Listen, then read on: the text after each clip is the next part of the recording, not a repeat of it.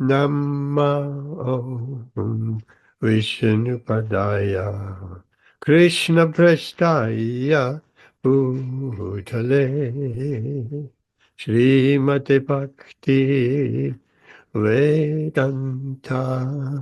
Swamin Niti Nahamine Namaste Saraswati Deve Gauravani Pracharine Nirvishesha Shunnavadi Pasjadya Deshadharine Shri Krishna Chaitanya Prabhu Nityananda Shri Advaita Gadadhara Shri Vasadi Gaur Bhaktarinda Hare Krishna Hare Krishna Krishna Krishna Hare Hare Hare Rama Hare Rama Rama Rama Hare Hare Hare Krishna Hare Krishna Krishna Krishna Hare Hare Hare Rama Hare Rama Rama Rama Hare Hare Hare Krishna Hare Krishna Krishna Krishna Hare Hare Hare Rama Hare Rama Rama Rama Hare Hare Hare Krishna Hare Krishna Krishna Krishna Hare Hare Hare Rama Hare Rama Rama Rama Hare Hare Hare Krishna Hare Krishna Krishna Krishna Hare Hare Hare Rama Hare Rama Rama Rama Hare Hare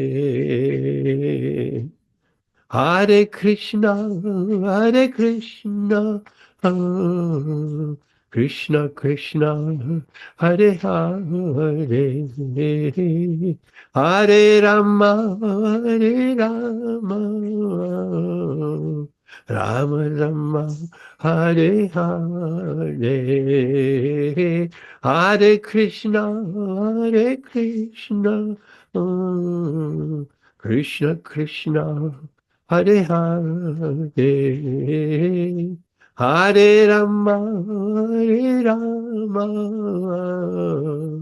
Rama Rama Hare Hare Hare Krishna Hare Krishna Krishna Krishna Hare Hare Hare Rama Hare Rama Rama Rama Hare Hare Jaya Gaura Nitai Jaya Gaura Nitai Gaura Nitai Gaura Nitai Jaya Gaura Nitai Jaya Gaura Nitai Gaura Nitai Jaya Gaura Nitai Jaya Nitai Satchishundar, Nitai Satchishundar, Nitai Satchishundar, Jaya Nitai Satchishundar, Jaya Nitai Satchishundar, Nitai Satchishundar, Nitai Satchishundar, Jaya Giri Govardhan, Giri Govardhan, Giri Govardhan, Giri Govardhan, Jaya Giri Govardhan, Jaya Giri Govardhan, Jaya Giri Govardhan, Jaya Giri Govardhan, Prabhupada, Prabhupada, Prabhupada. Jai Prabhupada, Prabhupada, Prabhupada, Prabhupada, Jai Prabhupada. Jai Shri Shri Nitai Sat Shri Sundar Shri Gītā Giriraj Kapadana Gītā Srila Prabhupada Gītā Gaura Premanandi Hari Hari Bol. Hare Krishna, welcome everyone.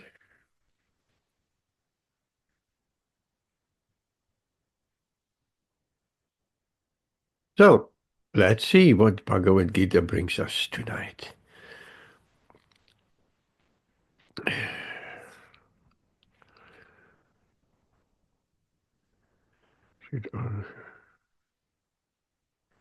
Okay, so we'll take the next verse, which is text 11 and 12 of the 6th chapter, the Yoga chapter. Om Namo Bhagavate Vasudevaya. Om Namo Bhagavate Vasudevaya. Om Namo Bhagavate Vasudevaya. Let's share that screen.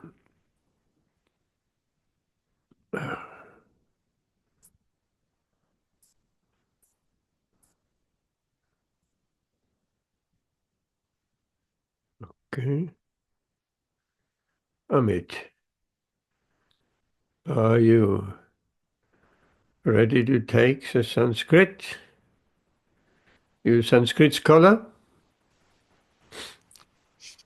Yeah, Prabhu, I'll try, but it looks quite hard.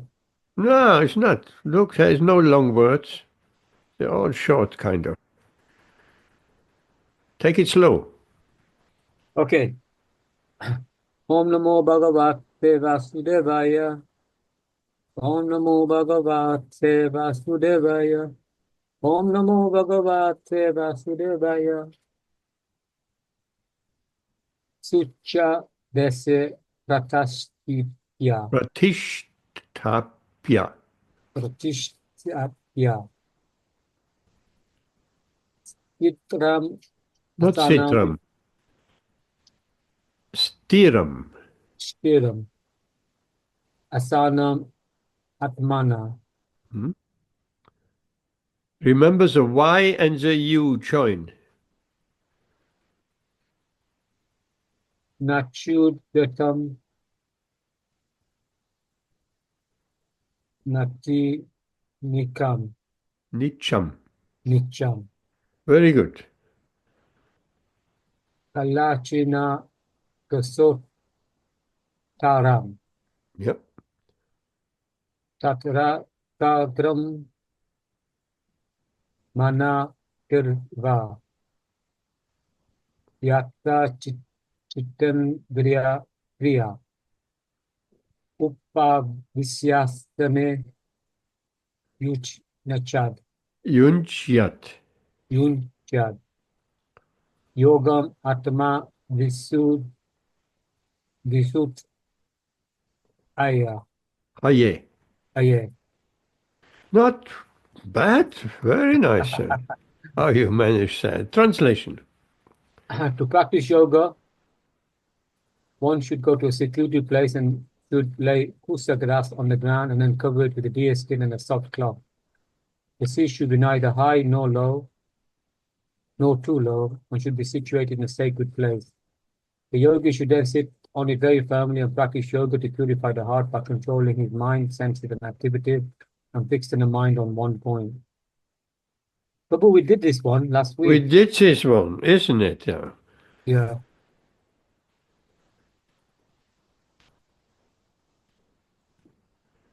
Okay. I think we did that one as well. That looks familiar. Read the I don't think we've translation. done this one. I don't think I can't remember doing this one. Unless did I miss last week or no? We didn't have it last week. No, I don't. No, Can't we remember didn't. unless you did this on a Saturday. I can't remember doing this one. Yes, yes. Read translation. One should hold one body, neck, and held erect in a straight line, and stare steadily at the tip of the nose. Thus, with an unagitated, subdued mind, devoid of fear, completely free from sex life, one should meditate upon me within the heart and make me the ultimate goal of life. Do you remember that we have done that? No, we haven't done this one, no. We had done it before somewhere, but never mind. Okay, let's do that because it's quite interesting. Immediately reading the translation, so many questions could come up. Purport. The goal of life is to know Krishna, who is situated within the heart of every living being as Paratma, Param Atma. Param, Param Atma, Param Atma, the four-handed Vishnu form. The yoga process is practiced in order to discover and see this localized form of Vishnu and not for any other purpose. The localized Vishnu Murti is the plenary representation of Krishna dwelling within one's heart.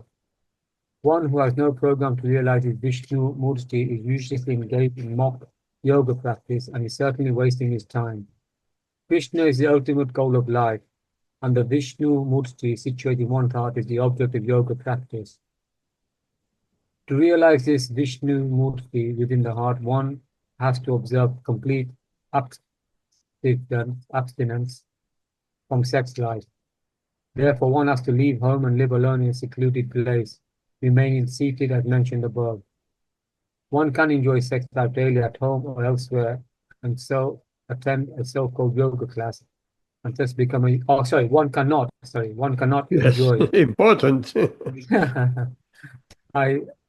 One cannot enjoy sex life daily at home or elsewhere, and attend a so-called yoga class, and thus become a yogi. One has to practice controlling the mind and avoiding all kinds of sense gratification of which sex life is achieved. In the rules of celibacy written by the great sage Yagna Valkya, it is said, Kamana Manasa Vacha. Vacha, Kamana Manasa Vacha. Sarvastasu Sarvada Sarvatra Maituna Yago Brahmacharyam Pachek Sakte. Okay. The vow of brahmacharya is meant to help one completely abstain from sex indulgence in work, words, and mind at all times under all circumstances and in A moment.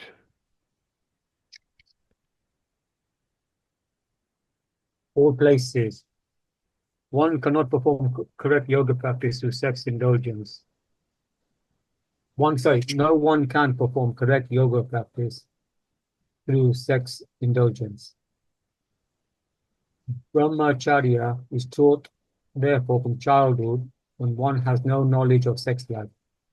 Children at the age of 5 are sent to Guru Kala, or the place of spiritual master, and the masters train the young boys in the strict discipline of becoming brahmacharyas. Brahmacharis.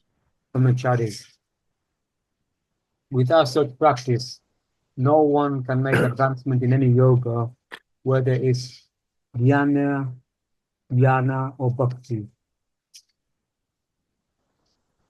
One who, however, follows the rules and regulation of married life, having a sexual relationship only with his wife, and that also under regulation, is also called a brahmachari. Chari. Brahmachari. We have two words, brahmacharya And that is the celibate life, brahmacharya, and brahmachari is the one who's practicing brahmacharya. Such a restrained householder, brahmachari, charya, brahmachari, may be accepted in the bhakti school, but the yana and yanya school do not even admit householder brahmacharis. They require complete abstinence without compromise. In the bhakti school, a householder brahmachari is allowed to control sex life because the cult of bhakti yoga is so powerful that one automatically loses sexual attraction, being engaged in the superior service of the Lord.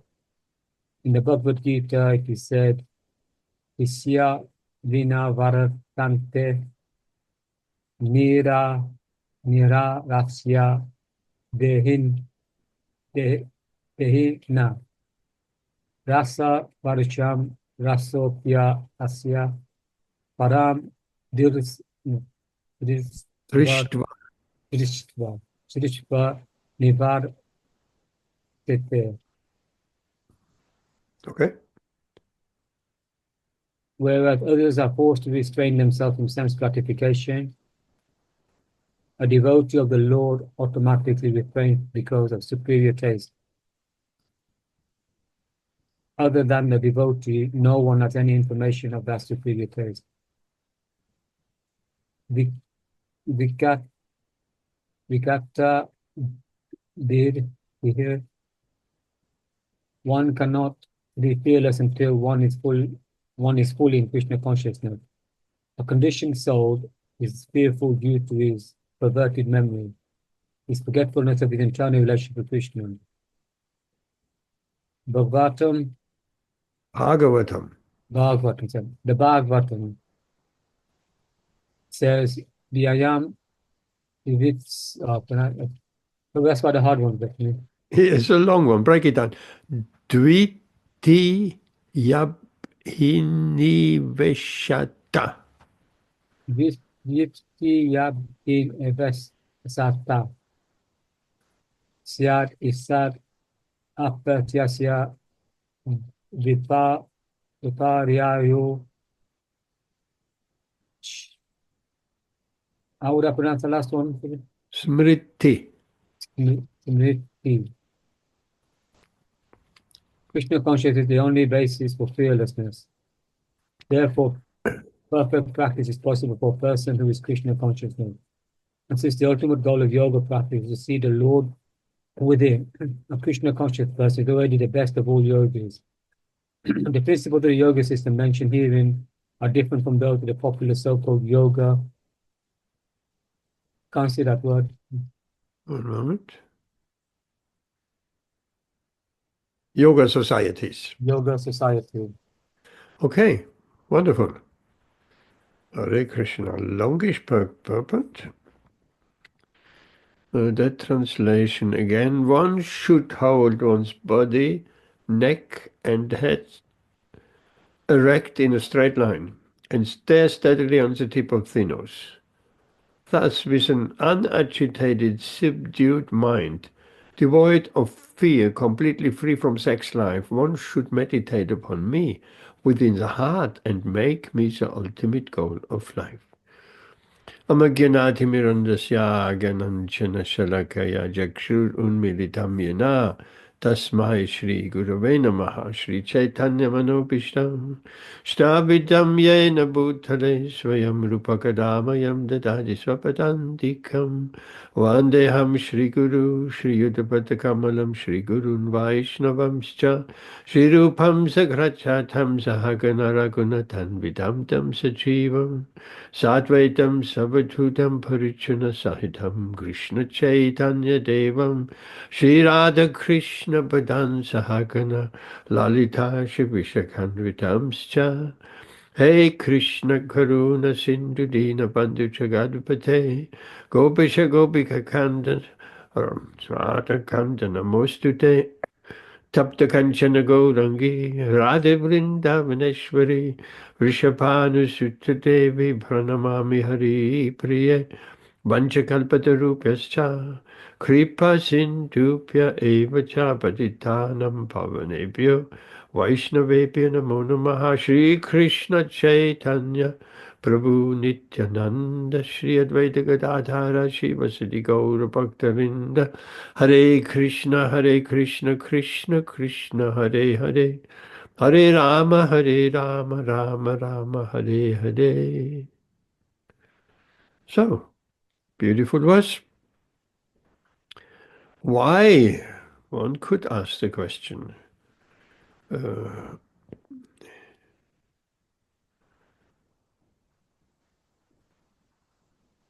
Should someone stare on the tip of the nose? We're talking about yoga practice. I mean, there's strange things, strange asanas, and so many different asanas which people practice in the yoga club and so on, Friday night for an hour. And so, but why stare at the tip of the nose? Any suggestion? Amit? What do you think? Why could that be?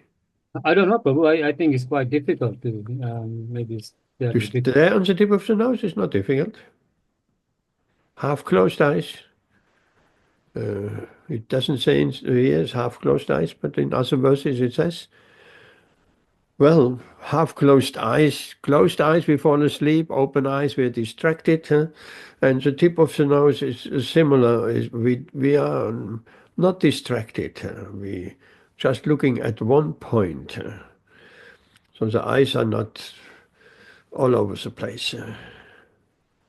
Unagitated, Krishna says, with subdued mind.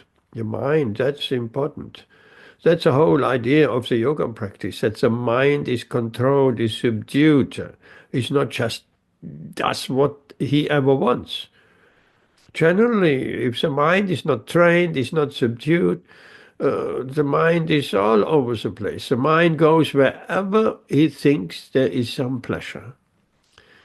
We shouldn't think only the sense pleasure is the pleasure, is abode of Maya, the attractions in this world. No, the mind has also his pleasures. The mind has certain pleasures which he enjoys by thinking about it. In fact, the enjoyment in the mind of thinking about, let's say, a very tasty meal is being cooked and being served in a short time, and we know what is being cooked, our favorite preparations, and the mind is enjoying all the while. That is the real enjoyment in the mind. And then when the food comes on the table, we talk a little bit, and before we know it, the plate is empty, and we hadn't much chance of enjoying our food. But that enjoyment before in the mind, that is very powerful. Amrita Radhe Mataji, Hare Krishna. Hey, Tejas. Yay. Yeah, it's Hare Tejas. Krishna. Hare Krishna, Prabhuji, Dandavad Pranam. Dandavad Pranam, Hare Krishna. So that is enjoyment in the mind. Therefore, subdued mind. The mind is difficult to control. We have many times we mentioned Arjuna asked Krishna how to control the mind. It seems to be more difficult than controlling the wind. And Krishna says, yeah, by practice and detaching the mind from material thoughts. Well, not such an easy endeavor. Detaching the mind from material thoughts Well, from material contemplation, for sure. We have spoken about that Bhagavad Gītā verse. By contemplating the object of the senses, one develops attachment for them. From attachment, lust develops, and from lust, anger arises, and from anger, bewilderment of memory, intelligence is lost, and one falls down to the material platform, or pool. Srila Prabhupada says, very nice word, a pool, material pool. It sounds like really a muddy pool. Okay, so therefore, the mind needs to be controlled. How to control the mind? By engaging the mind in so many different ways, connecting with Krishna. Always think of me, become my devotee. That is Krishna's instruction. So the mind is extremely important. When the mind is subdued, one can do this yoga practice as explained here, devoid of fear. Nobody in this material world who is not Krishna conscious can be without fear. There is fear everywhere. Anxiety, fear is in everybody's life. But if someone is taking shelter of Krishna and of the spiritual masters, and he knows exactly Krishna is with me and I am with Krishna. Why? There is no need of fearing anything. Like we have mentioned before, the Sakas, cowherd boys, they're walking with Krishna. And there is a Agasura, big demon, big snake with open mouth on the path, ready to devour them. But such a huge open mouth that the Sakas said, oh, that is a cave. Let's play. Let's go in the cave and play. And some other Saka said, no, it looks more like a snake, maybe a demon. And then they said, oh, never mind. Krishna will protect us. No fear. Had absolutely no fear. Why? Because Krishna is with them. So if we manage to be with Krishna and Krishna is with us, then such a devotee has no fear, devoid of fear. Because if there is fear, how can one practice that yoga system explained here, the dhyana yoga system? So, free of fear. Completely free from sex life, Krishna says. Yeah, so these so-called yoga societies, which Srila Prabhupada mentions, of doing Friday night some 2 hours of yoga and then go home and indulge in sex life and so many other things. That is a mockery. That is not yoga. That is just some bodily gymnastics, which has its benefit. Any gymnastics have their benefit as well, but it's not yoga. Free from sex life. And Srila Prabhupada mentions one should go in the forest, one should go away, because how can we be free from sex desire when we are surrounded by all that hocus pocus of the material world? That's for a yogi, right? Someone who wants to practice yoga. That yoga is not that easy. It's difficult. And sometimes it takes many lifetimes to practice. Jayantibai, welcome back. So, yoga is difficult. Very difficult. Vijay, Hare Krishna. You were reading Bhagavatam, right? Oh, you should come on time, 7 o'clock. Read the Bhagavatam afterwards. Hare Krishna. So, one, practicing yoga is not an easy thing. And then Lord Krishna says, one should meditate upon me within the heart and make me the ultimate goal of life. So who's doing that in the yoga societies, meditating about Krishna in the heart and making Krishna the ultimate goal of life? Nobody, because they don't know what real yoga is. They think yoga is just some asanas. No, it's much more than that. So difficult. But later on in the purport, Srila Prabhupada points out, for a devotee it's very easy. Because a devotee is engaged in Krishna's service and constantly thinks about Krishna, man mana bhava mat bhakto. Always think of me, and the devotee is practicing that according to his capacity. So how? Meditating on Krishna, then these desires, the fear will disappear, and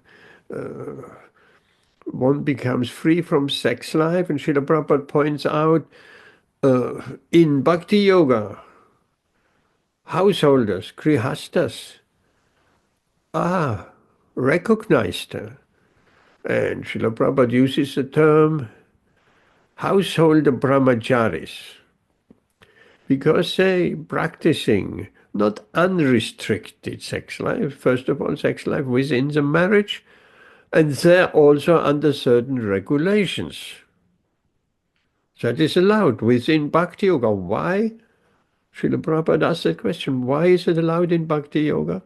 Because Bhakti Yoga is so powerful that easily the senses can be controlled. Other yogas are not like that. Jnana Yoga, no. Householders are not allowed. Brahmacharis, sannyasis only.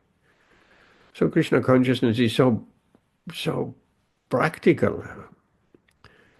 So practical that it can be practiced. In this age of Kali, it can be practiced everywhere. It can be practiced at home. It's a powerful, powerful process, more powerful than any of the yogas. Maybe there are a few yogis who can still follow that process described here, but 99.99999 of the population can't.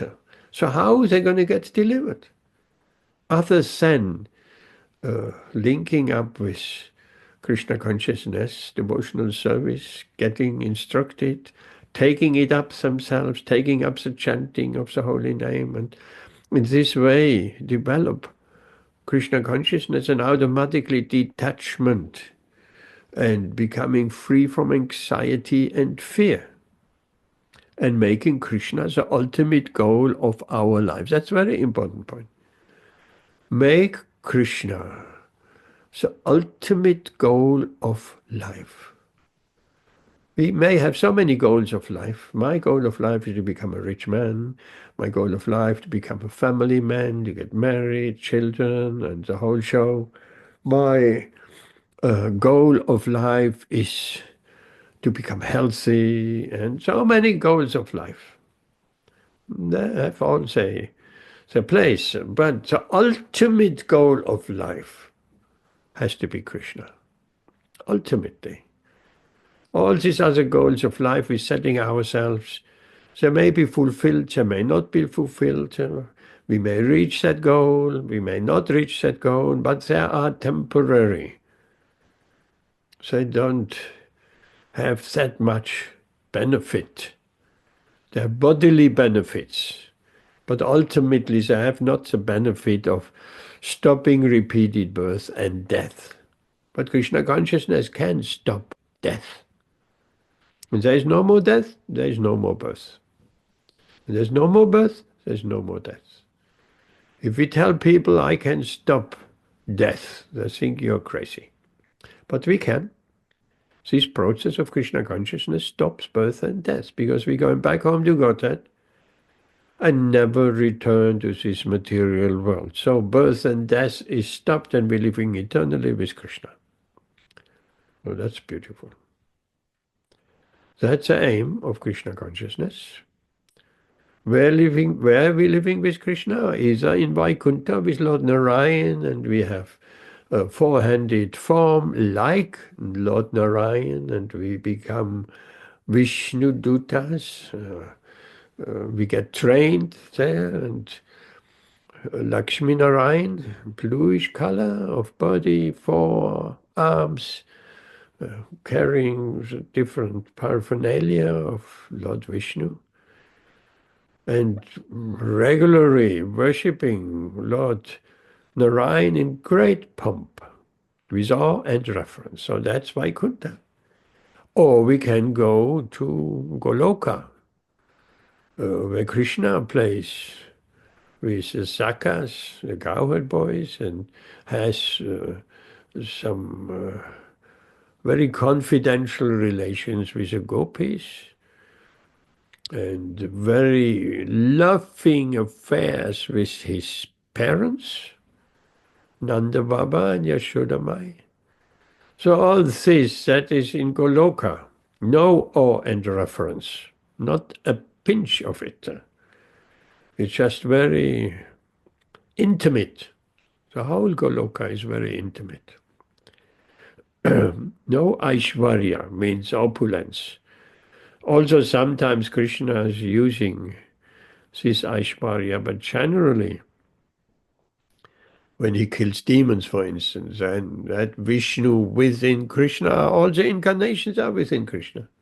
All the incarnations, Varaha, Kurma, Nrsimhadev, everyone is there. And then when Krishna wants to accomplish something, he wants to kill that Agasura demon, Trinavarta, Pralambasura, Keshi demon, Dhenukasura, all a whole lot of them. Then it's Vishnu is doing that business, not Krishna. Vishnu within Krishna. Krishna is just enjoying the company of his Sakas and Sakis, that's all. There was one gentleman, I forgot who it was. He studied all the different religions. And then he came to the conclusion, worship of Krishna is the highest. So, I mean, there's the worship of Allah, of Jehovah, and all kinds of different religious branches. So why did he come to the conclusion Krishna is the highest? So that question has been asked. So he explained, because God, who has nothing to do, who is just playful, enjoying, I like this kind of God. That I'm convinced, that is God. He has nothing to do. He's not working hard. This or that. Not even, Krishna is not even working hard of doing the creation. Because he has his ministers to do that. Brahma is doing the business of creation. So Krishna is just enjoying. What the kind of God is that who is just enjoying? And Krishna is never enjoying alone. Sometimes people think God is alone. He's an old man somewhere, alone and hardly in control of the affairs here on this earthly planet. No, Krishna is never alone. He's always with his associates. He's with his friends, and he's with gopis, and he's with his parents. Never alone. And when Krishna comes in this material world, he also comes with his entourage, like a king. A king is never alone. Not even the prime minister is ever alone. When the prime minister or the president comes to another country, there's always a few other people with him.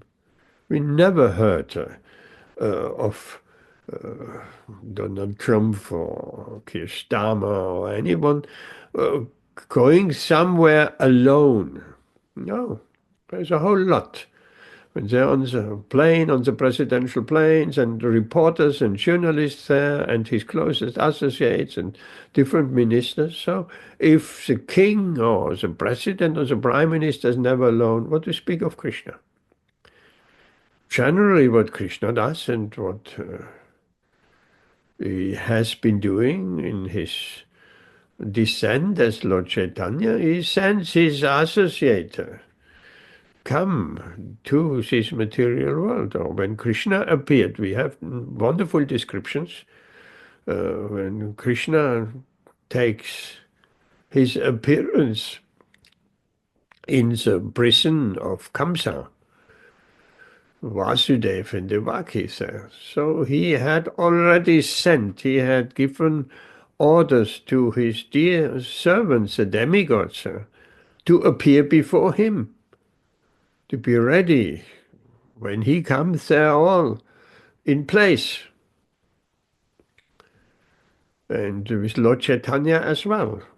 In fact, the demigods, when Lord Chaitanya, when Nimai, little baby Nimai, when he was lying in his cot, and then the demigods came at certain times and offered their obeisances, not seen by anybody else. Demigods can do that. They're not seen by anybody else in the subtle forms. So they have also been there. And when Lord Chaitanya, all his intimate associates from the spiritual world, the Nitya Siddhas, eternally liberated souls, they came. They took birth in different families, in different states, and then they all came together to Navadvip. Magically, they all came together. They didn't know each other. They didn't know why. They just had been attracted by Lord Chaitanya, and they all met together. He collected all of them, Haridas Thakur, Srivas Pandit, and so on, the whole lot of, they were all eternal associates. And then in due course of time, when Lord Chaitanya revealed himself, who he really is, then he also revealed who his devotees are. The Mahaprakash Leela, he showed everyone who they are. Hanuman and so on, different devotees. So, it is so nice that in this Krishna conscious movement, we can, from any point of life, we can link up with Krishna. We don't need to practice the difficult yoga alone in the forest for many lifetimes, sitting on a raised platform covered with a deer skin, covered with a soft cloth, and sitting in an asana and meditating, looking at the tip of the nose and controlling one's breathing and sitting straight, erect, and meditating on the super soul within. And if the yogi is successful, he will get the darshan of Vishnu within the heart. Not an easy feat at all. Then Srila Prabhupada speaks a little bit about localized Vishnu Murti. Murti means form. Is a plenary representation of Krishna dwelling within one's heart. One should take note that the super soul is absent in the spiritual world. Why? Who can say? Let's put the question forward. Why is there no Paramatma? Why is there no super soul within the heart of the in Vaikuntha or in Goloka? Who can say?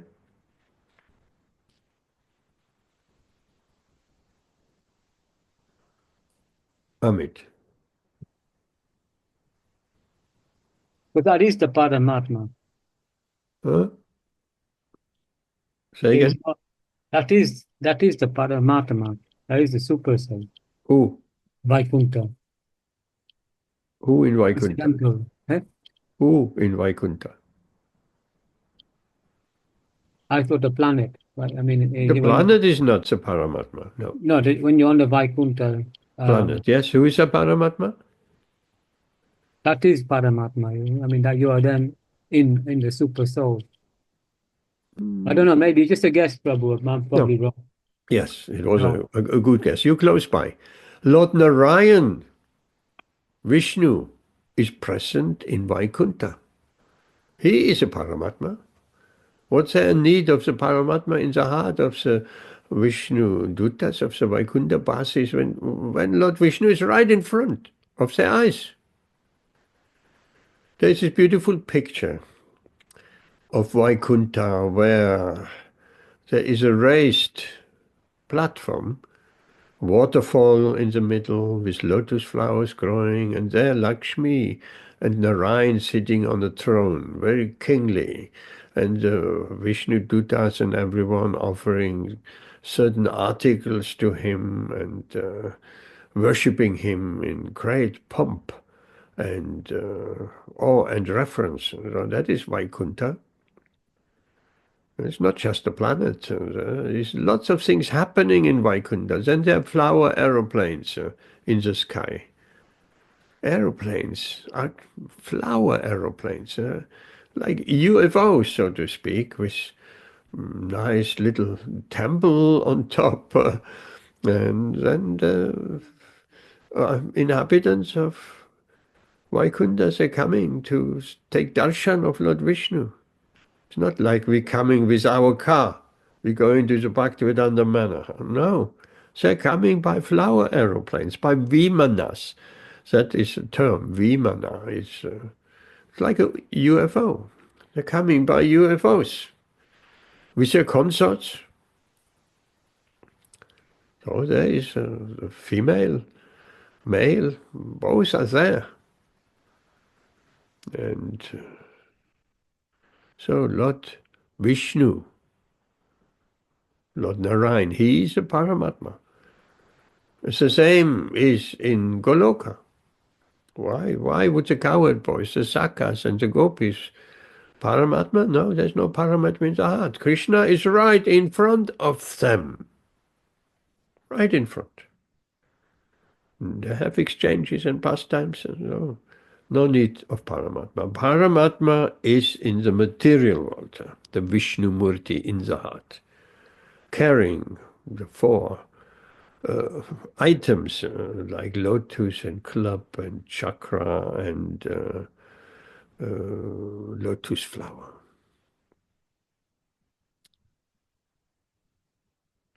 And Srila Prabhupada says, if someone has no program to realize the Vishnu Murti in the heart, it is useless. It is mock yoga. And one is wasting his time. Because any yoga which is not aiming to realize that Paramatma, super soul in the heart.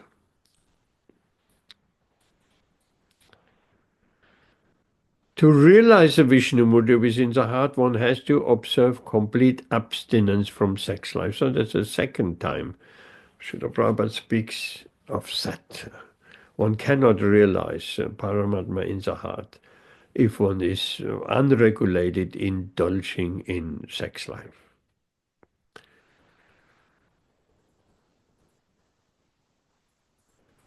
Okay, that is that. What else? The two terms have come up. Brahmacharya, which means celibate life, and brahmachari is a person who practices brahmacharya. And Srila Prabhupada, there is a verse mentioned.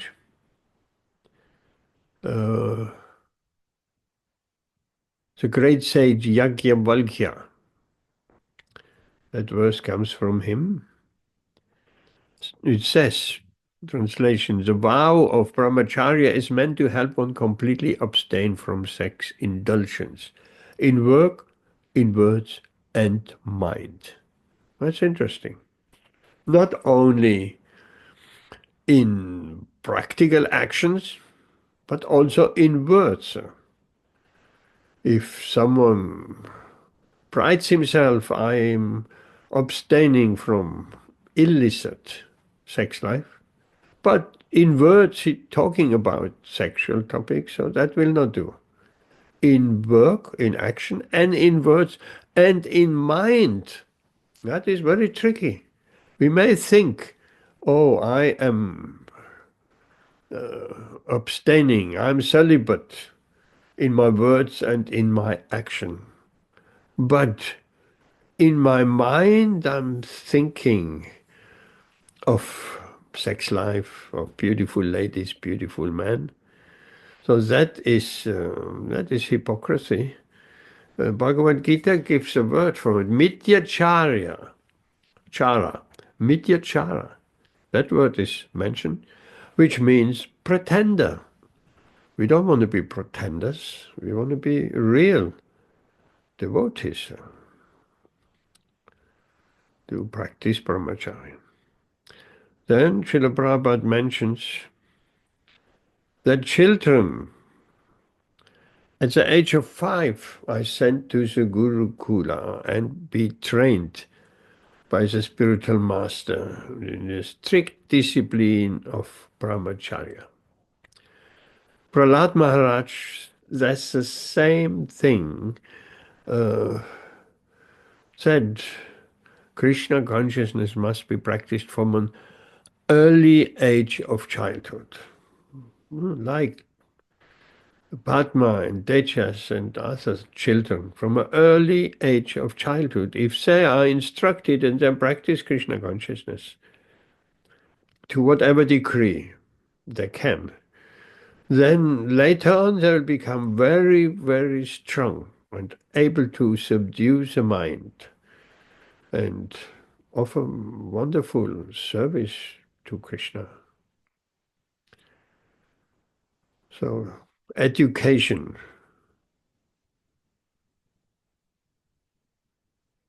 Without such practice, Srila Prabhupada says, no one can make advancement in any yoga. Neither dhyana, jnana, or bhakti yoga. So there have to be some restrictions.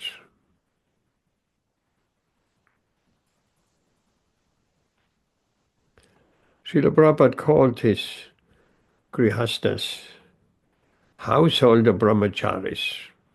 Nice. Because under certain regulations, they practice brahmacharya. And they're also under certain rules and regulations.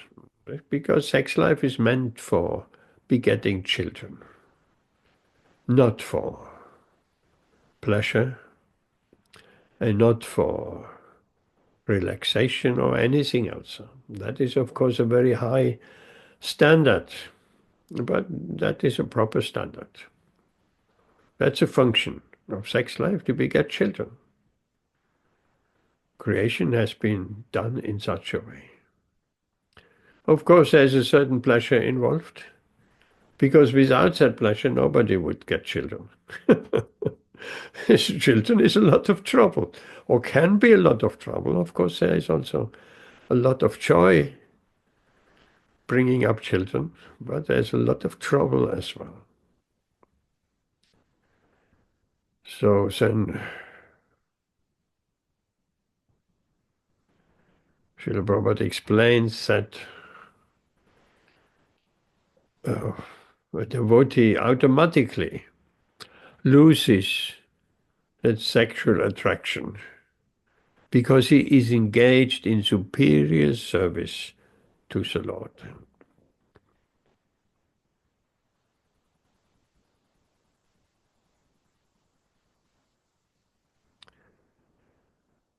Then what else?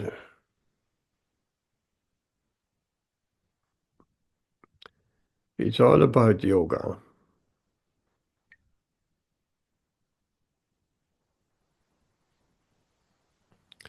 Then there's an interesting sentence, Srila Prabhupada says, one cannot be fearless unless one is fully in Krishna consciousness. And interesting enough, Srila Prabhupada's name, Abhay Charan, A.C. Bhaktivedanta, Abhay. Abhay means without fear. Bhaya means fear. Or Vaikuntha, without anxiety. So if one is fully in Krishna consciousness, then he becomes fearless. And Srila Prabhupada was very fearless. He was ready and he did confront anyone. He spoke to anyone who was interested in hearing about Krishna consciousness. And sometimes he had some strong words for atheists or atheistic scientists or philosophers. Strong word, very bold, Srila Prabhupada was. Many stories and many pastimes where this boldness came out, like that story where that very rich industrialist came to him. People always go to guru, to sadhu, they want something. Always. Materialistic people. Spiritual seekers, they're going for transcendental knowledge. That's a different story. They're going to hear from sadhu, get blessings from sadhu, spiritual blessings. But materialistic-minded people, they want also blessings, but they want material blessings. That their business will be successful. There's a story of a gentleman, here in Leicester. I approached him for some donation for the temple, and he said, I'm just starting a sweet mart, a sweet shop. And if it's successful, then I'll give something to Krishna. If it's not successful, then it's not my responsibility. So basically he was saying, praying to Krishna for his material success. And then when material success is there, then he may give something to Krishna. If not, then not. If the Lord doesn't give me, then I don't give to him. That's not the attitude of a devotee. If Krishna gives something or not, it doesn't matter, because that's called unalloyed devotion, pure devotion. A devotee doesn't consider what comes out of his devotional service. It's not we doing devotional service to get a certain material result. No, that is not. So maybe at the beginning, there may be some persons, they're hearing about Krishna consciousness and they're practicing Krishna consciousness, even chanting Hare Krishna, because when I'm chanting Hare Krishna, I become so peaceful. So Krishna consciousness, the holy name, has become an instrument for becoming peaceful and relaxed. That may be there, yes, that is a side effect, but that's not the goal. Unalloyed, selfless devotional service, with gopis as a prime example of that 100% selfless love for Krishna. They didn't care for themselves. Their entire life, and a devotee's life as well, if we are aspiring for pure devotional service, then it's meant to please Krishna. But in our mixed state, of course, we are accepted as devotees. Even if we are mixed, we want a little bit of fruits of our activities. We want to enjoy the fruits of our activities. Or we like to engage in mental speculation, but pure devotional service, anyapilasita shunyam, that is pure devotional service. Jnana karma, free from jnana and free from karma. So how to do it? We just keep engaging in the process of Krishna consciousness, which means chanting our prescribed number of rounds. How is it going with 12 rounds?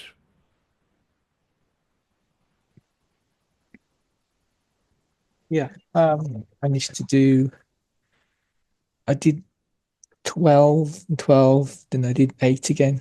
So yeah. There I'll have may to be do a another. little bit of struggle. It may be a little bit of struggle.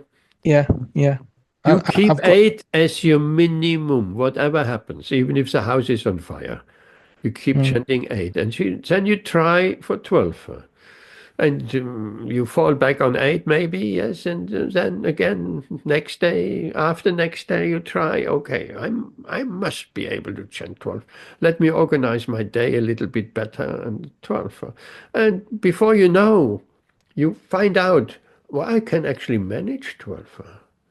Okay, let's make 12 my absolute minimum as a vow, never less. Then you're on 12. Then you push further, or maybe if I can chant 12, why not? I can chant 13, 14, 15, 16. There you are. Amit did like that. How are your rounds going, Amit?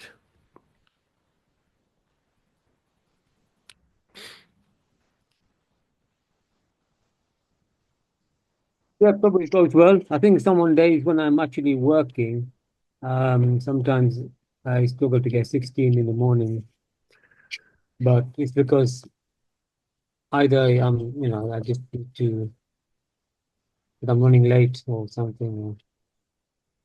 But on other days, yeah, I get my 16 or in. Okay, yes, that is good. That is very good. Or as Srila Prabhupada used to do in his house all the days, he chanted 4 rounds before breakfast. No breakfast until the 4 rounds are done. That was a vow. 4 rounds before lunch. No lunch unless the 4 rounds are done before lunch. So that makes already 8. 4 rounds before dinner. No dinner unless the 4 rounds are done. That makes 12. And 4 rounds before going to sleep. So no sleeping unless the 4 rounds are done. And that makes 16. So one can space them out like that. Of course, it is very nice to chant them in one go. When we were in Rouen in France, and we are generally not in a temple program. So I always advise anyone, if you get the chance of staying at the temple, may it be just for a few days, a week or so, take to that opportunity, because there is a regular program starting early.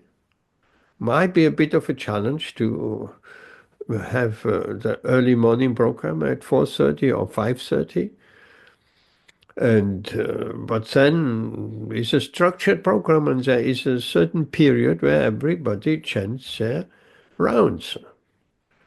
It's not 2 hours, it's a bit less. So I managed to chant in that chapter period, I managed to chant regularly 12 rounds. So 12 rounds are already done before breakfast. And then to chant 4 rounds later on in the day is not a big problem. So one has to approach it like that. So you do Vijay, do like this. Push for the 12. Even if you fall back to 8, don't fall back less than 8. And then when you feel comfortable with the 12, then you make that your minimum. So that chanting is, of course, the backbone of Krishna consciousness, and the holy name is non-different from Krishna.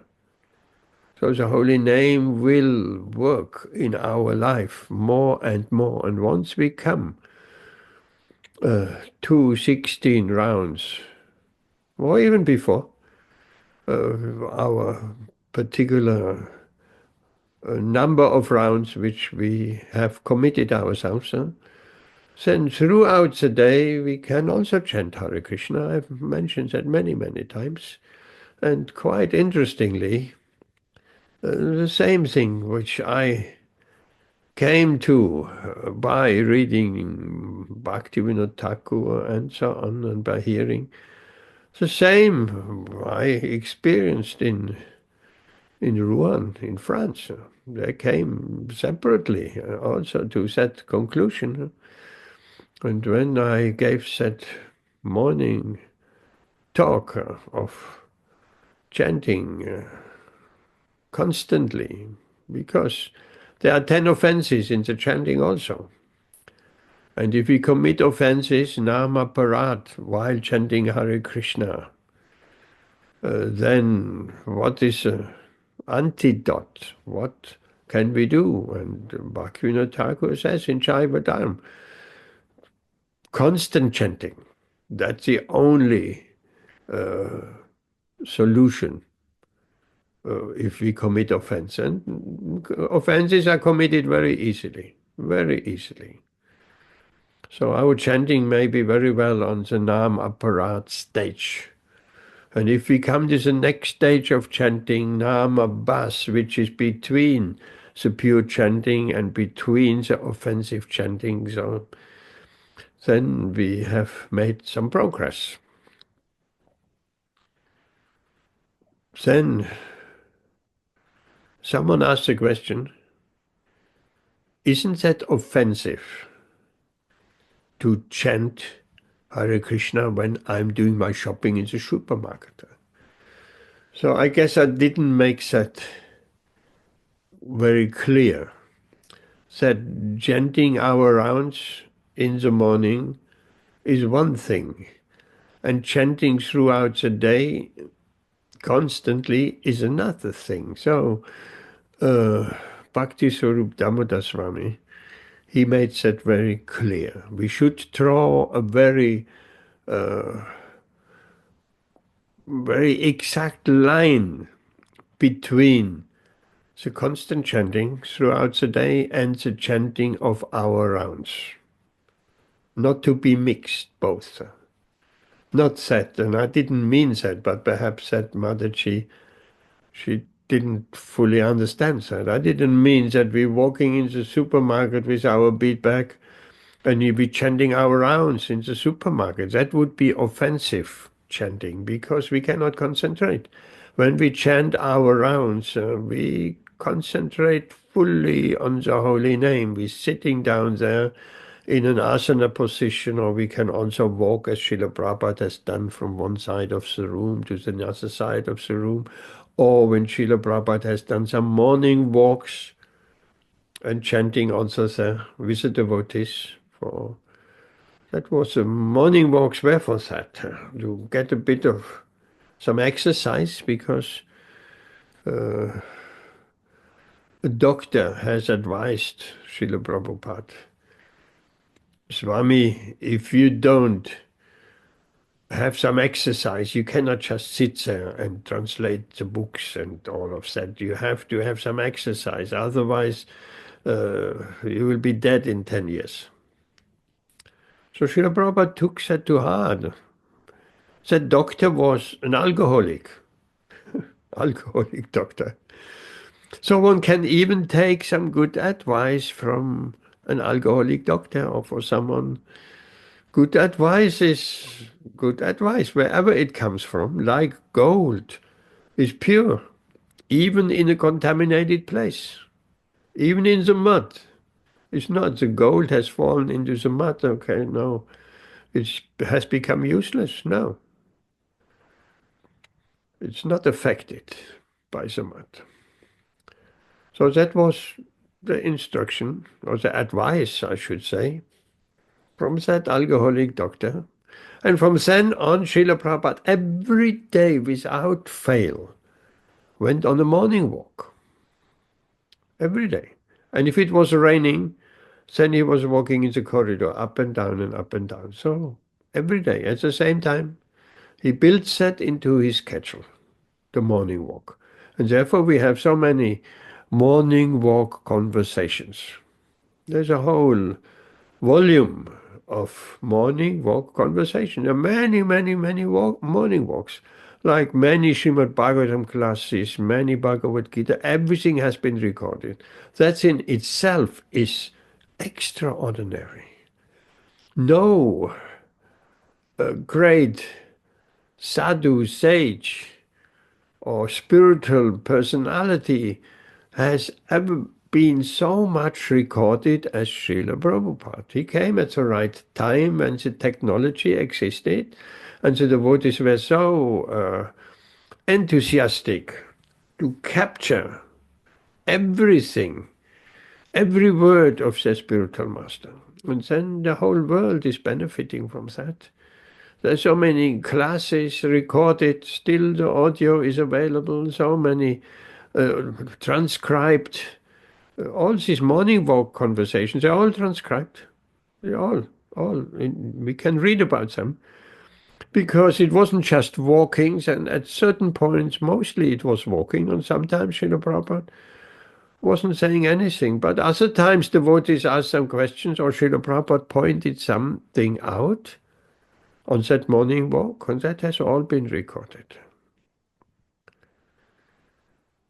We can also walk in the park and chanting Hare Krishna, or in the room, as Srila Prabhupada did. He did that regularly. He walked up in the room, right and left, and chanted Hare Krishna, Krishna Krishna, Hare Hare, Rama Rama, Rama Rama, Hare Hare.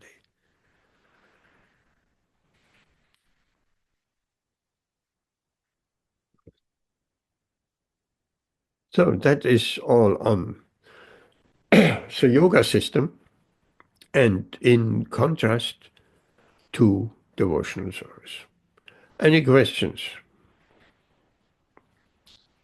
You're already almost 8:15. Amrita Radhe Mataji, any questions? No, Prabhu. I think practicing what you were telling, that's what we need to do now. Rest, it's kind of clear what we need to do. What we need to do? I mean to say the process is now clear that we have to chant our 16 rounds nicely, and our acharan, like about you were talking about grihastas and what kind of lifestyle they should lead, and how we should chant constantly, avoiding the offenses. The process is clear. Now we have to practice it, I think. Yes. And then we get realizations, and then that gyan becomes vigyan, and we're developing some wisdom, which is vigyan. We have to practice it. So I got a bit diverted with Bhakti Swarup Damodar Swami, who said the same thing, constant chanting, but make a difference, a big difference between the constant chanting and the chanting of our rounds.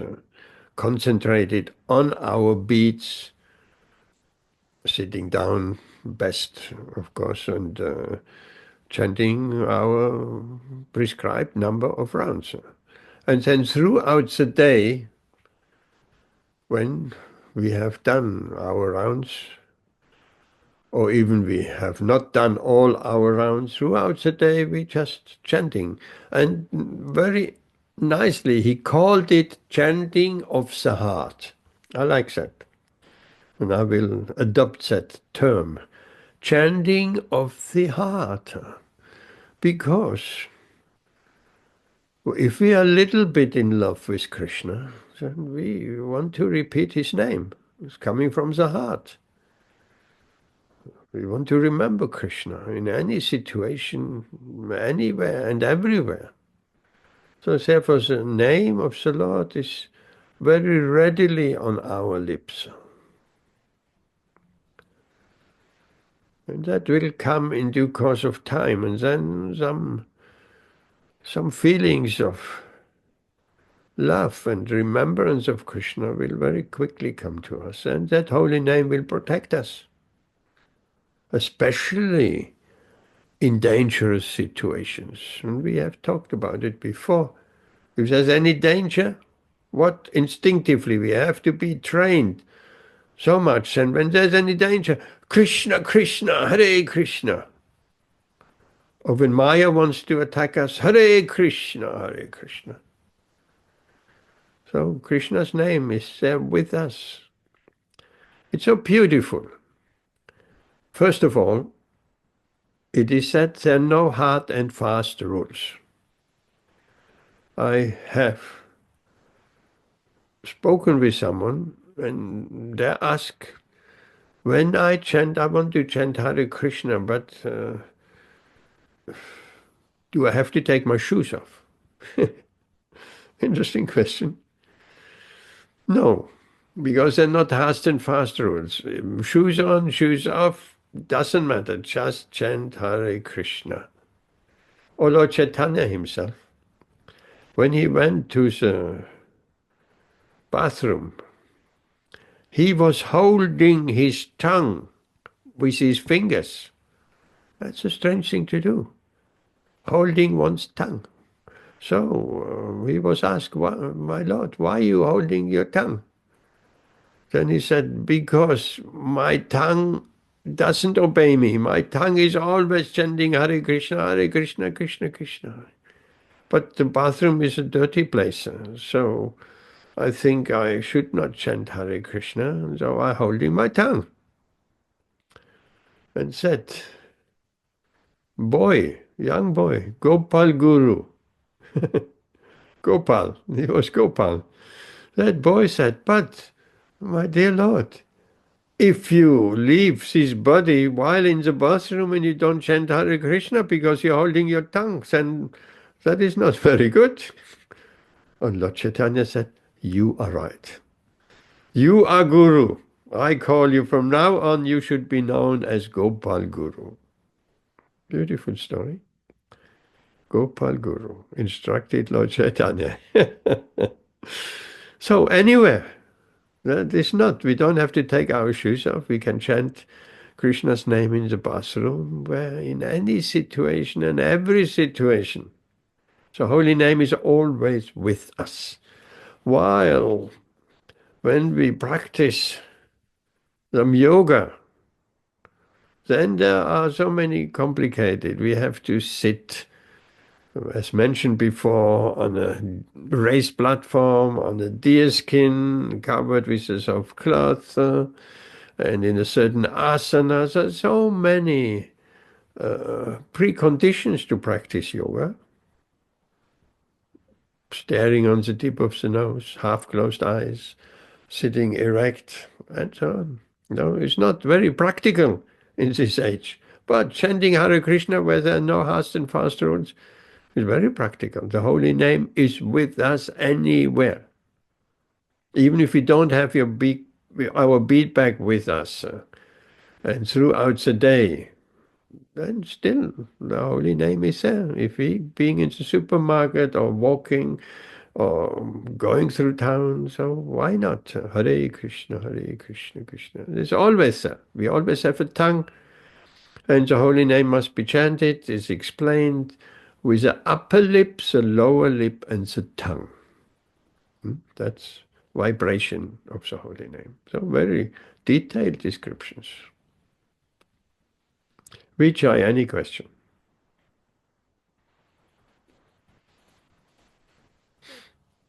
Yeah, just maybe a kind of philosophical question a little bit. Krishna's abode is always eternal.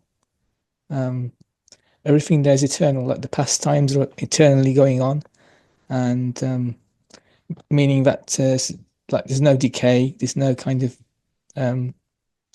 nothing perishes. It's always perpetual.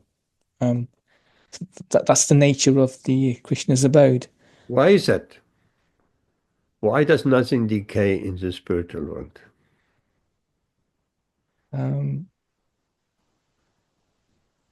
Because there's no time. It's eternal. There's no time factor. Why things decaying here is because of the time factor. The time. If there would be no time, then everything is frozen in time. So the time, the rising and setting of the sun is diminishing everyone's lifetime. So in the spiritual world, there is no time. It's timeless. It's eternity. Although there is time for the pastimes. There is, Goloka is like a lotus flower with many petals. And that is very beautiful. There is one region of Goloka, one petal, so to speak. It's always spring. Isn't that nice? Now it's a bit cold these days. Oh, let's go over to Dhabi. There's always spring. There is one petal. There is always summer, always winter, always autumn, and so on. Well, that is very nice. One can choose which season one wants to enjoy. Well, that is the spiritual world. That is Goloka Vrindavan. And there is also one petal where all the seasons are mixed.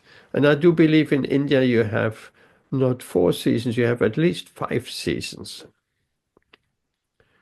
So a petal where it's mixed.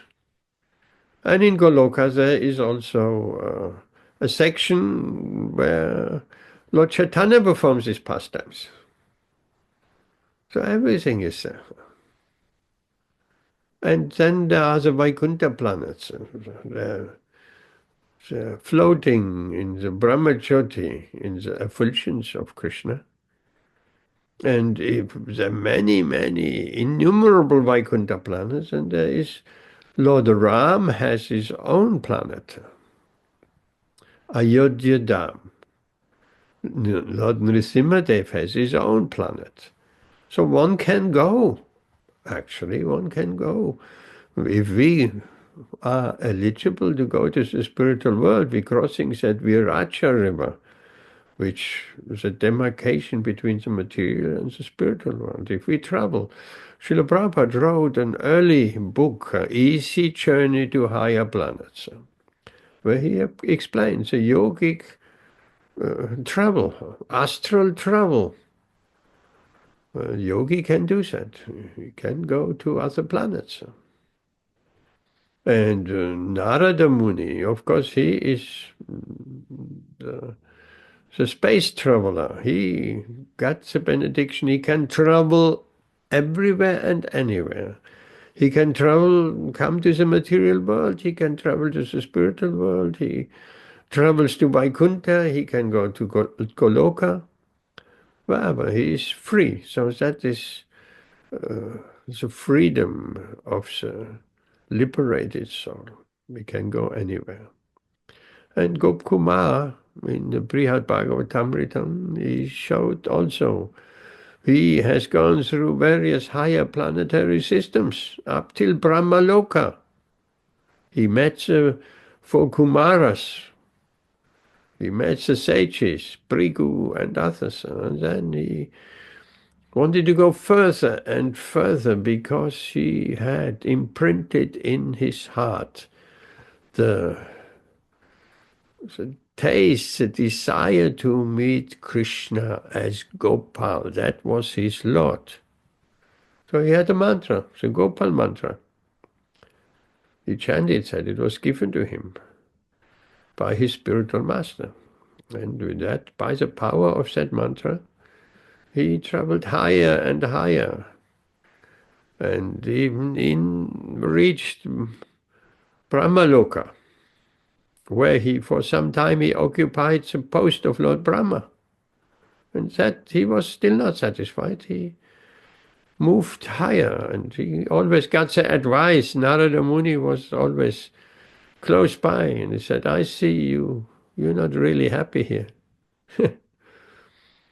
Chant your mantra, and that will bring you to Vaikuntha. He went to Ayodhya Dham first. Ayodhya Dham is a gateway to Goloka. So he went to Vaikuntha, and there he wasn't satisfied because he saw Lord Narayan all in awe and reverence.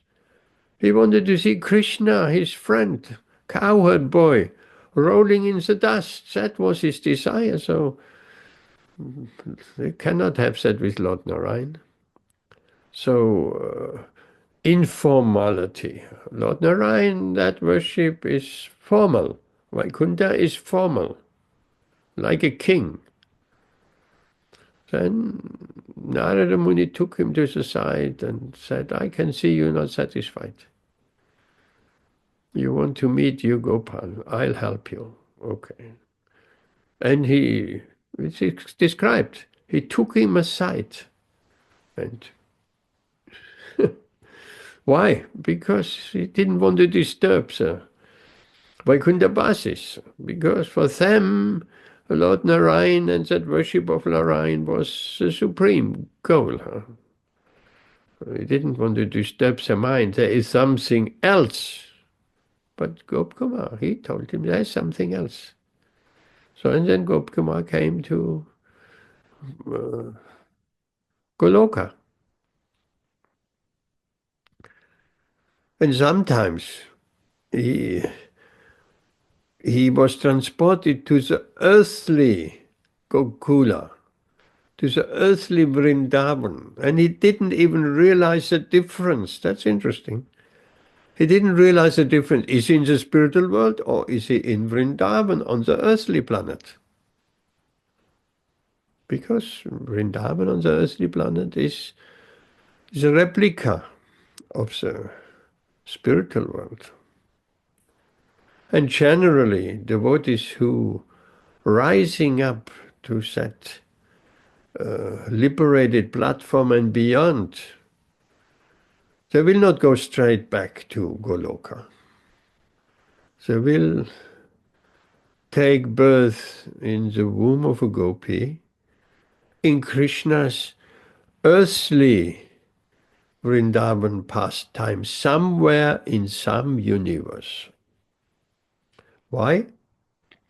Because there they're getting trained up by Sakis or Gopas, or in any of the available moods, they're getting trained up by the Nitya, eternal associates of the Lord, because we need some training for everything. It's apprenticeship. So apprenticeship, but that takes place in the material world, when Krishna performs his pastimes in some universe. Because those pastimes are only performed once in a yuga. So it's not that common. It's a long, long period of years.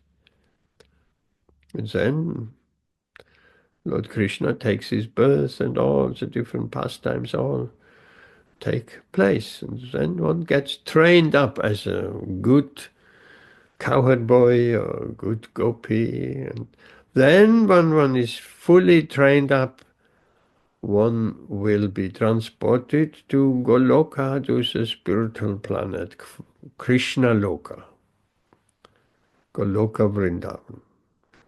And then, because everybody is serving so nicely in Goloka, that any apprenticeship would be just disturbing. If someone makes some stupid things. So everybody is perfectly trained up there. That is pleasing to Krishna. After all, the whole idea is, the whole goal is to please Krishna for his enjoyment.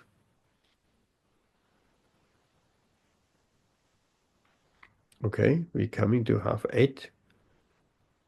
Vijay, question. Amit, question. One more question.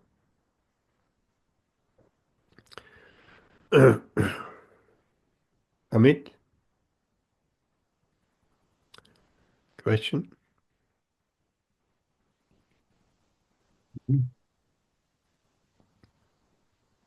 So, Prabhu, I think it's quite logical, what you've said, about doing this. So it's a question of now, first to practice it. Practice makes perfect. Yeah, I don't think you can get it right straight away. Yes. But it takes time and it takes discipline. Just the problem is, we don't have time. That's a problem. It takes time, yes, but we don't have much time. A human life goes past like a flash of lightning. If I look at my life, 75 years this year, where have 75 years gone? I was just yesterday playing in the sand as a little boy. So where has that 75 years gone? I'm genuinely quite amazed. So a human life goes by in a flash, so we have to take full advantage. How long did it take you, Prabhu, to actually on your journey? Well, I came to Krishna consciousness at the age of 25, I think so. And were you chanting rounds, 16 rounds straight away, or did you? No, of course not. Just like you, unlike anybody else, starting with 4, 6, 8, and building up gradually. Yes, and even coming from a family of meat eaters, that also was gradually stopping the red meat and then stopping that, and then still accustomed to eat some fish, some tuna or whatever, and then that also had to stop at one point, and then it was just maybe the eggs in the cake, or in so many products are eggs inside, and then that was the last to give up. So gradually, coming to a vegetarian diet gradually, chanting 16 rounds gradually, making advancement in Krishna consciousness from Shraddha to Prema gradually, but steadily. That's important. Not on and off. Gradually but steadily, marching forward steadily, and being aware that time is running out. When we are young, we don't realize that. The time is running out. But with every rising and setting of the sun, our duration of life is diminished. So we should take advantage. Srila Prabhupada is so merciful. Extraordinarily, he guarantees us we can go back to Godhead in this lifetime if we want to. Or we can come back to this material world for millions of more lifetimes. But that's not advised, because that Kali Yuga is progressing, and at the end of the Kali Yuga is just horrible. People will eat each other for want of food. Oh, very bad. So better to take advantage of what Srila Prabhupada has. By his mercy, he has pleaded with Krishna that if we surrender to Srila Prabhupada, to the pure devotee, and we practice that Krishna consciousness, we're taking his guidance, we can go back in this very lifetime. What a shortcut.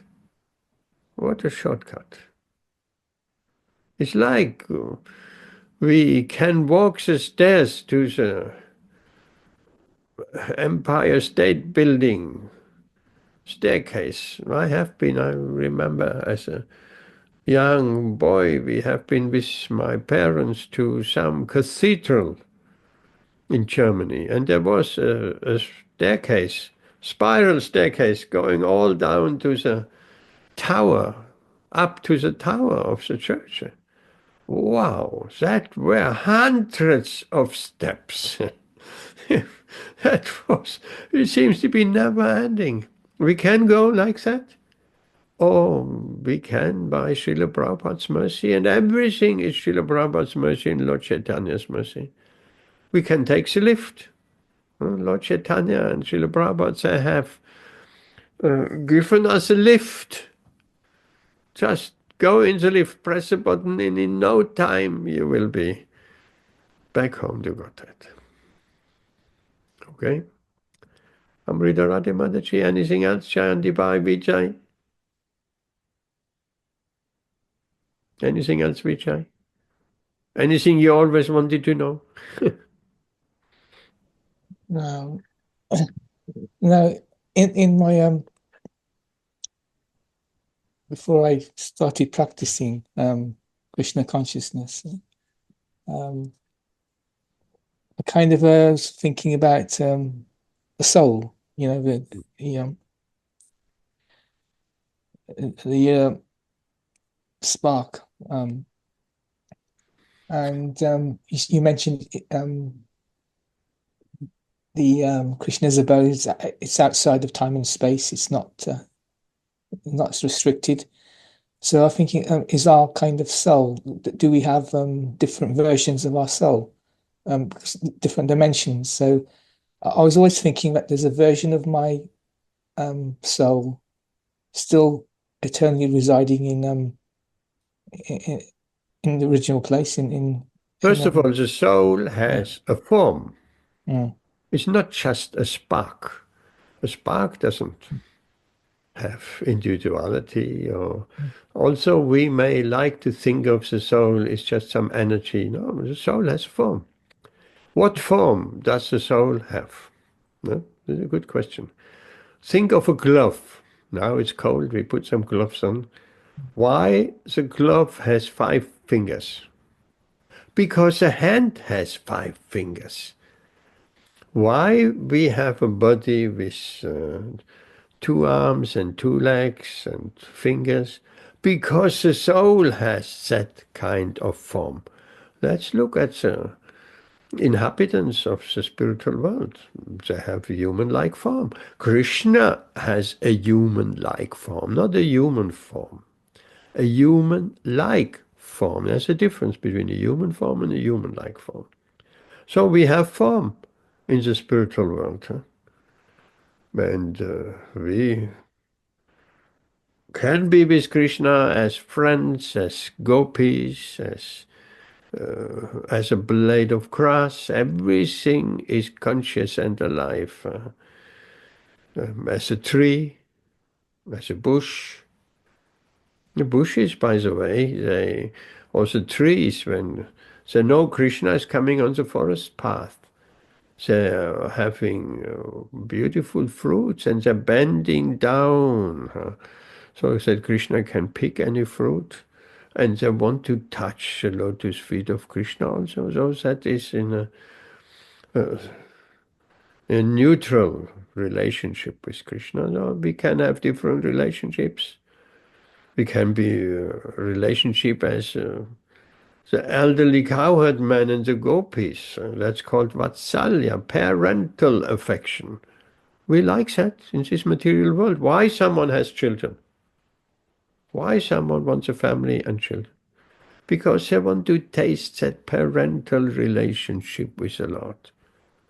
There's a certain happiness. They have the little child, a cute little, and the first time he says, Mommy, Pita, Daddy. And the parents' heart, oh, how nice, that is my child. And they're growing up, and like so, there is some pleasure.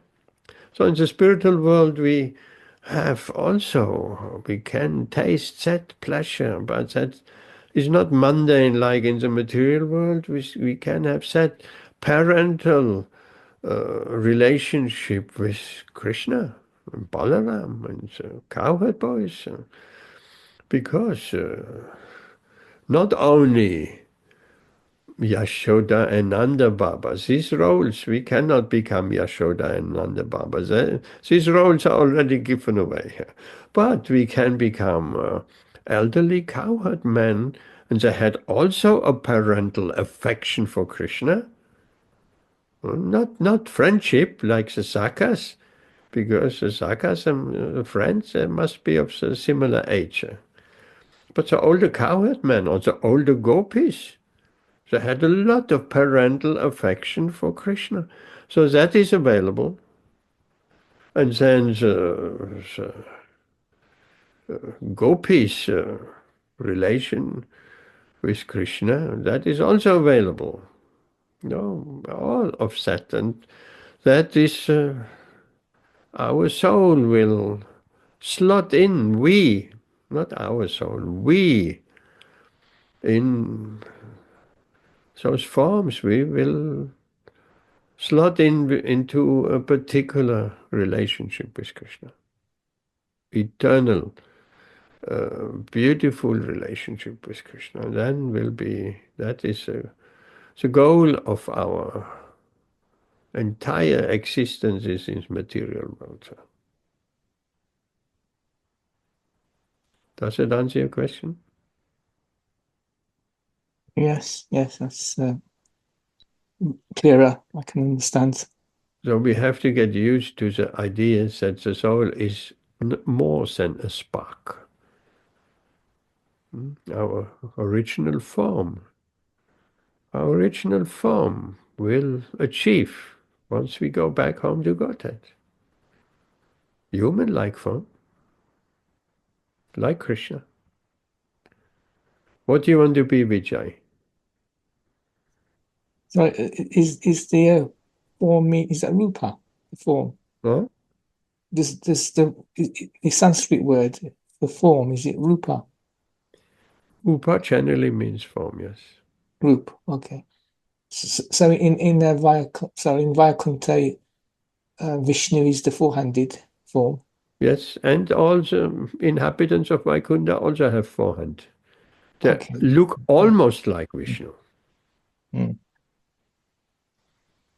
That's called Sarupya Mukti. Rupa, again that word is Sarupya. To have a similar, not exactly the same, but a very similar form to Lord Narayana. Would you like to have four hands? It'd be useful, but I like to have the universal form, the Krishna's two-handed form. Vishnu, two-handed? Vishnu? No, sorry, Krishna. The Krishna. Yeah, Krishna's two-handed form. Yes. Just imagine what you can do with four hands. Yeah. 4 times as much. But that is a different desire. If devotees have that desire of worshipping the Lord in opulence and majestic mood, devotees have that desire. And they will go to Vaikuntha. And if you have that desire to interact with Krishna and rolling with his cowherd boys in the dust, and they do all kinds of things. They're wrestling here. They're doing a wrestling match, and whoever is a winning party has to take the other party on their shoulders. And all these kind of things are going on. Very beautiful. And they all have their lunch bags from their mothers. The mothers give them all beautiful lunch. And then when they get hungry, they're sitting down under a tree and they're sharing the lunch. Because friendship means they don't see Krishna as a supreme personality of Godhead. For them, there's just another cowherd boy. Of course, a very special and attracted and the best of cowherd boys. But they are equal. Sometimes they're defeating Krishna, sometimes Krishna is defeating them. And then they're sharing lunch.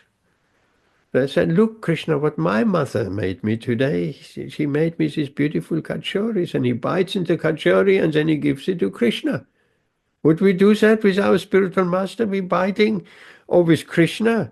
We biting, we tasting the food and then we offer it on the altar? No, of course not. But there is this kind of intimacy in Goloka, where that is possible.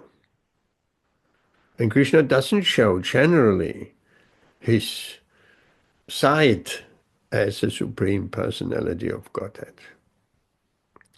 And if he does so, he very quickly withdraws it. His yoga maya energy, he can do any and anything. She's arranging all the pastimes and everything. And when Mother Yashoda looked in Krishna's mouth and she saw all the universe in his mouth, including herself, while looking into the Krishna's mouth. That's very interesting. If anybody has ever seen that film of the Beatles, Yellow Submarine, there is one scene. They're looking out of the window of the submarine, and then suddenly there is another submarine exactly same yellow submarine is just overtaking them. And they're looking, who is there in the window? And they see themselves there also in the window. And they're waving to each other, a double, so to speak. So, okay, so many things. I think we stop here. Thank you for coming tonight. That's also an important point. If we want to make progress in our Krishna consciousness, we need the sadhu sangha. And sometimes we need sadhu sangha also physically. So sometimes you come to Leicester for some special occasions. You plan it out, and we can share prasadam amongst the devotees, and we can dance together. And so that, of course, this association we have every Wednesday here, that is valuable. That is sadhu sangha. It is very important, but the physical association has also its place. Okay, we stop. Thank you very much. See you on Saturday, Zoom or otherwise. Hare Krishna.